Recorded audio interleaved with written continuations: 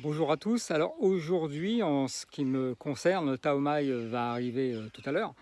Je vais faire euh, préparer les moules pour mes pots à eau.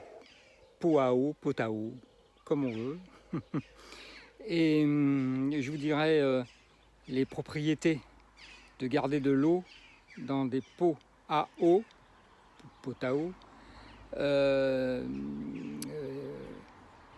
neutres. C'est-à-dire une cuisson, pas d'engobe, et pas d'émaillage, rien. Il faut que les pots ne soient pas étanches. Il faut que l'eau respire dans le pot. Vous pouvez regarder sur internet les propriétés de l'eau. Elle redevient vivante, en gros. Je vais vous résumer. Elle redevient vivante, c'est tout. Enfin, c'est tout, c'est pas tout, mais voilà. L'eau du robinet est morte. Beaucoup maintenant, avec les coudes de tuyaux. On appelle ça de l'eau morte. Elle est potable, mais morte. Donc, aucune, aucun bienfait.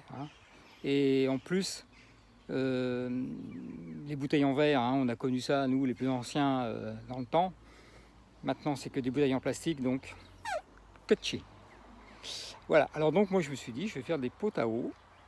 Et à ma manière, bon, je pense que c'est pas si mal.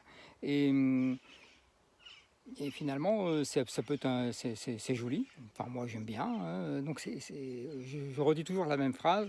On aime le bienfait, mais pas le parfait. C'est-à-dire,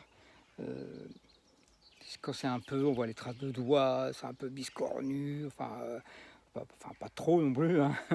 Moi, j'aime bien. On aime bien ce côté brut de pomme.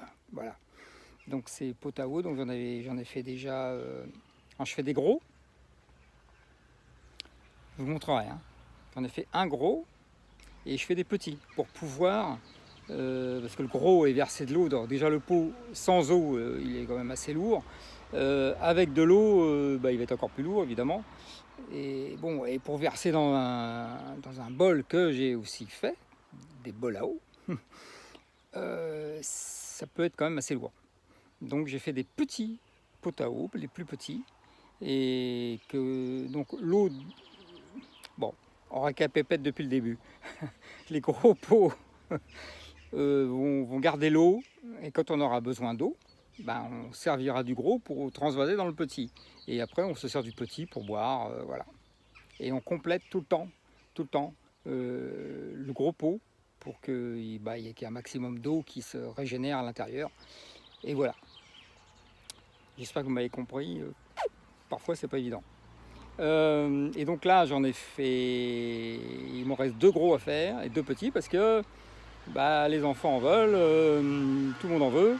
Et ça peut même être vase pour mettre des fleurs ou une déco, enfin bref, voilà. Et je vais vous montrer tout ça. Donc là, je vais attaquer tout à l'heure un gros, ou deux gros, mais un gros. Et je vais vous montrer comment je fais. Voilà.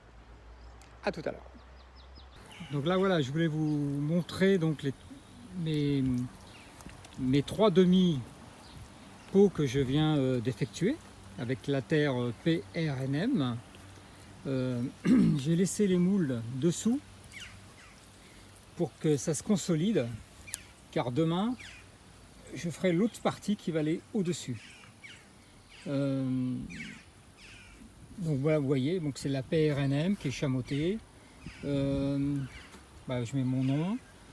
Donc là, je mets mon nom, je la signe. Je mets le numéro de pièce, je mets le lieu et je mets la date. Donc la date, ça va me servir à voir quand je l'ai fait évidemment, mais surtout au moins les 3 semaines de séchage. Et